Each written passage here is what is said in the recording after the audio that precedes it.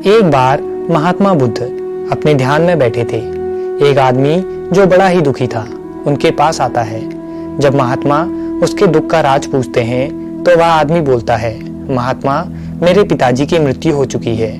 यही कारण है कि मेरा दुख कम ही नहीं हो रहा है। मैंने उनकी मृत्यु के बाद उनकी आत्मा की शांति के लिए सभी प्रकार के संस्कार पूरे कर लिए हैं और मैं चाहता हूं कि मेरे पिताजी के सारे बुरे कर्म दूर हो जाएं और उन्हें स्वर्ग मिले।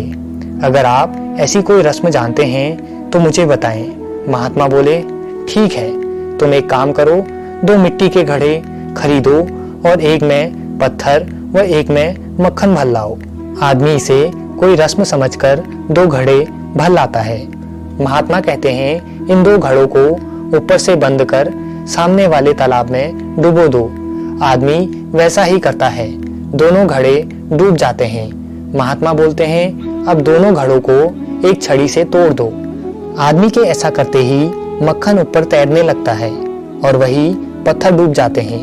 महात्मा बोलते हैं, चलो मैंने इतना तो कर दिया, अब तुम सभी ब्राह्मणों को बुला लाओ और उनसे ऐसी पूजा करने को कहो कि मक्खन डूब जाए और पत्थर ऊपर तैरने लगे। आदमी चौंक गया और बोला, यह कैसे हो सकता है? पत्थर भारी होते हैं जिस कारण वह तैर नहीं सकते, वही मक्खन हल्का होता है और वह डूब नहीं सकता। यह प्रकृति के नियम के खिलाफ होगा।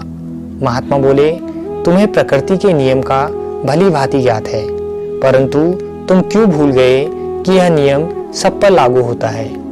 अगर तुम्हारे पिता ने अपने पूरे जीवन में बुरे कर्म किए हैं जो कि भारी हैं, पत्थर जैसे, तो यह निश्चित है कि वह नीचे ही जाएंगे और उन्हें ऊपर कोई नहीं उठाएगा। वही अगर उनके कर्म अच्छे हैं जो कि हल्के हैं, मक्खन जैसे, तो वह ऊपर जाएंगे और उन्हें नीचे कोई नहीं धकेलेगा।